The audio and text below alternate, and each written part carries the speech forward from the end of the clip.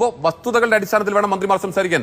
അതിനെക്കുറിച്ച് ചോദിക്കുമ്പോൾ നിങ്ങൾ ഏത് വസ്തുതയുടെ അടിസ്ഥാനത്തിലായി കാര്യങ്ങൾ ചെയ്തെന്ന് ചോദിക്കുമ്പോൾ അത് നിങ്ങളോട് പറയേണ്ടതില്ല എന്ന് പറഞ്ഞാൽ ഇതിനെ ധിക്കാരമെന്ന് പറയും, ഇതിനെ ധാർഷ്ട്യമെന്ന് പറയും, ഇതിനെ അഹങ്കാരം എന്ന് പറയും. അത് ഈ മന്ത്രിക്കുള്ളതും മുഖ്യമന്ത്രിക്കുള്ളതും ഇത് തന്നെയാണ് എന്ന് സമീപകാല സംഭവങ്ങൾ നമ്മളെ തെളിയിക്കുന്നതുകൊണ്ട് ഞാൻ കൂടുതലൊന്നും പറഞ്ഞില്ല.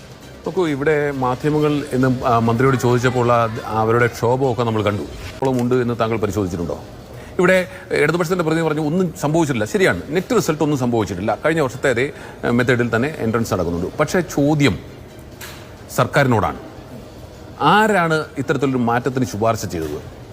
എക്സ്പേർട്ട് കമ്മിറ്റിയുടെ റിപ്പോർട്ട് നമ്മുടെ കൈവശമുണ്ട്. ഇപ്പോൾ അദ്ദേഹം പറഞ്ഞു, ഞാൻ അതിൻ്റെ വിശദാംശങ്ങളിലേക്കൊന്നും പോകുന്നില്ല. ഇവിടെ കാലാകാലങ്ങളിലായി എൻട്രൻസിന് 5:3:2 ആണ് മാർക്ക് എടുക്കാറുള്ളത്. പിന്നെ അതിനുശേഷം ഇതിൻ്റെ മെത്തേഡ്, അതായത് കുട്ടികളുടെ മാർക്ക് കുട്ടിക്ക് കിട്ടിയിട്ടുള്ള 2011 മുതൽ ഈ സംസ്ഥാനത്ത് നിലവിലുള്ളതാണ്. അതിൻ്റെ മെത്തേഡിനെ കുറിച്ച് ഞാൻ പറയുന്നില്ല. അപ്പോൾ ഏകദേശം 15ഓളം ക്രൈറ്റീരിയ, ഒരു സബ്ജക്റ്റിന് 5 ക്രൈറ്റീരിയ വെച്ച് 15ഓളം ക്രൈറ്റീരിയകൾ കണക്കാക്കിയിട്ടാണ് അത് സ്റ്റാൻഡർഡൈസ് ചെയ്ത് അഥവാ നോർമലൈസ് ചെയ്ത് ആ കുട്ടിയുടെ മാർക്കും എൻട്രൻസിൻ്റെ മാർക്കും കൂടെ ചേർത്തുകൊണ്ട് റാങ്ക് ലിസ്റ്റ് തയ്യാറായിക്കൊണ്ടിരിക്കുന്നത്. പണ്ടൊക്കെ നമുക്കറിയാം, ക്വാളിഫയിങ് എക്സാമിനേഷൻ്റെ മാത്രം മാർക്കിൻ്റെ അടിസ്ഥാനത്തിലായിരുന്നു അഡ്മിഷനെങ്കിൽ പിന്നീട് മാർക്ക് ലിസ്റ്റിൽ വന്ന വ്യാജ മാർക്ക് ലിസ്റ്റും ഒക്കെ വന്നപ്പോഴാണ് എൻട്രൻസ് പ്രീ ഡിഗ്രി കാലത്ത് അതിനുശേഷം എൻട്രൻസും കൂടെ ചേർത്ത് തുടങ്ങി.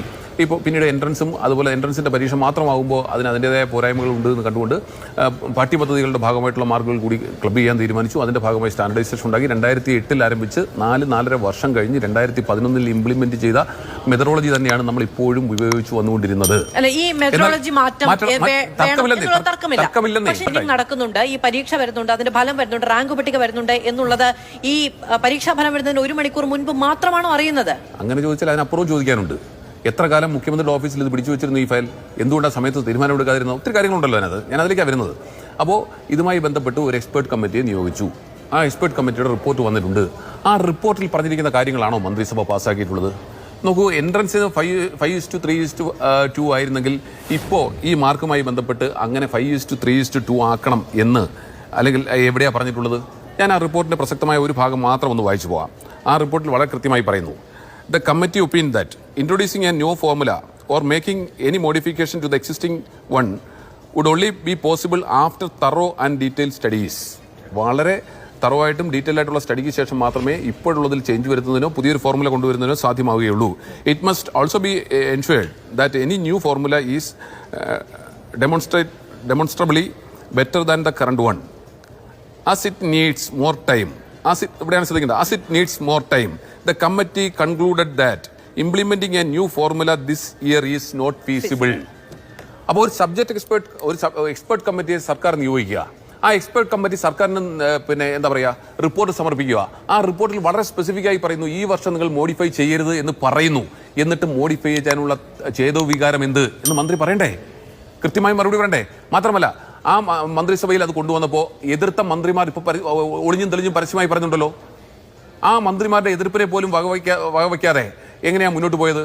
മാത്രമല്ല, എല്ലാവർക്കും മനസ്സിലാകുന്ന കാര്യമല്ലേ, ഒരു പ്രോസ്പെക്ടസിൽ ഈ എങ്ങനെയാണ് അഡ്മിഷൻ പ്രൊസീജിയർ എന്ന് വളരെ സ്പെസിഫിക് ആയി തുടക്കം മുതൽ അവസാനം വരെ നമ്മൾ എത്രയോ കേസുകൾ കണ്ടിട്ടുള്ള മെഡിക്കൽ അഡ്മിഷനുമായി ബന്ധപ്പെട്ടൊക്കെ പിന്നെ നമ്മൾ എത്രയോ മാസങ്ങൾ ചർച്ച ചെയ്തിട്ടുള്ള. അപ്പോൾ അതുകൊണ്ട് തന്നെ ഒരു പ്രോസ്പെക്ടസ് ഇറക്കുമ്പോൾ അതിന് എത്രത്തോളം വാല്യൂബിൾ ആണ് ആ ഡോക്യുമെന്റ് എന്ന് നമുക്കറിയാം. എന്നിരിക്കെ ആ പ്രോസ്പെക്ടസിൽ പറഞ്ഞിരിക്കുന്നതിന് വിരുദ്ധമായിട്ട് ഇപ്പോൾ അതിനെല്ലാം കഴിഞ്ഞതിന് ശേഷം ഞാൻ പറഞ്ഞു തരട്ടെ, ഗൗരവമുള്ള വിഷയമല്ലേ സംസാരിക്കുന്നത്. ഇത്തരത്തിൽ ജൂൺ 30 തീരുമാനിക്കുകയും ജൂലൈ 1 ഈ റാങ്ക് ലിസ്റ്റ് പ്രസിദ്ധീകരിക്കുന്നത് അങ്ങനെയാണ്. അതിനപ്പുറത്തേക്ക് ഇപ്രാവശ്യം ഇത് അപ്രയോഗിക്കാമെന്ന് മാത്രമല്ല മന്ത്രിമാർ പറയുന്നു. ഏറ്റവും അവസാനം കോടതിയിൽ ചെന്നപ്പോൾ ഇത് പറയുന്നു. ഇതെല്ലാം കഴിഞ്ഞ് എല്ലായിടത്തും തിരിച്ചടി കിട്ടിയിട്ട് വന്നിട്ട് പറയുകയാണ്, ഞങ്ങളൊരു മാറ്റം വരുത്തിയിട്ടില്ലല്ലോ, കുട്ടികൾക്ക് എന്ത് നഷ്ടമുണ്ടായി എന്ന് ചോദിച്ചാൽ ഈ കുട്ടികളുടെ മാനസികാവസ്ഥ കഴിഞ്ഞ കുറേ ദിവസങ്ങളായി ഈ എൻട്രൻസ് കഴിഞ്ഞ് കാത്തിരിക്കുന്നവർ ഇപ്പോൾ പറഞ്ഞല്ലോ, പലരും പല കോളേജുകളിൽ അഡ്മിഷൻ കിട്ടിയവരാണ്. ഞാൻ അവരെ CBSE-കാരെന്നോ അല്ലെങ്കിൽ സ്റ്റേറ്റ് സിലബസുകാരെന്നോ ഒന്നും തരംതിരിക്കുന്നില്ല. അവരെ സംബന്ധിച്ച് നമ്മുടെ കുട്ടികളാണ്. CBSE-യിൽ ഈ സംസ്ഥാനത്ത് പഠിച്ചിട്ടുള്ളവർ നമ്മുടെ കുട്ടികളാണ്, പിന്നെ സ്റ്റേറ്റ് സിലബസിൽ പഠിച്ചിട്ടുള്ളവർ നമ്മുടെയാണ്, ICSE എല്ലാം നമ്മുടെയാണ്. പക്ഷേ ആ കുട്ടികളെ സംബന്ധിച്ച് അവർക്ക് മനോവേദന ഉണ്ടാക്കുന്ന കാര്യങ്ങൾ, പ്രത്യേകിച്ച് ഈ 10-17 വയസ്സായിട്ടുള്ള കുട്ടികളെ സംബന്ധിച്ച് അവരിഷ്ടപ്പെട്ട കോളേജിൽ അവർ എഞ്ചിനീയറിംഗിന് അഡ്മിഷൻ കാത്തിരിക്കുമ്പോൾ അവർക്ക് നല്ല റാങ്ക് കിട്ടിയെന്ന് അറിയുകയും ഒരാഴ്ച കഴിയുമ്പോൾ ആ റാങ്ക് മാറിയിരിക്കുന്നു, തനിക്ക് ഒരു കാരണവശാലും ആ കോളേജിൽ കിട്ടില്ല എന്നും അറിയുമ്പോൾ ഒരു മാനസികാവസ്ഥ എത്രത്തോളം ഉണ്ട് എന്നും മനസ്സിലാക്കണം. അതിന് ഉത്തരവാദി ആര്? അവിടെയാണ് പ്രശ്നം. ഞാൻ കൺക്ലൂഡ് ചെയ്യാം. ഇതിന്റെ പരിപൂർണമായ ഉത്തരവാദിത്വം ഈ മന്ത്രിക്കും മന്ത്രിസഭയ്ക്കുമാണ്. ആ മന്ത്രിസഭയിൽ തന്നെ എന്തുകൊണ്ടാണ് മന്ത്രിമാർ അവിടെ നിഷേധിച്ചത്, എതിർത്തത്? ഇത് ഏത് റിപ്പോർട്ടിന്റെ അടിസ്ഥാനത്തിൽ, ആര് ചുമതലപ്പെടുത്തിയ റിപ്പോർട്ടിന്റെ അടിസ്ഥാനത്തിൽ കൃത്യമായി വ്യക്തമാക്കേണ്ട ഉത്തരവാദിത്വം സർക്കാരിനില്ലേ? എന്നിട്ട് എന്തെങ്കിലും പറഞ്ഞാൽ മതി, കുട്ടികളുടെ ഭാവി പന്താടുമ്പോൾ അപ്പോൾ വസ്തുതകളുടെ അടിസ്ഥാനത്തിൽ വേണം മന്ത്രിമാർ സംസാരിക്കാൻ.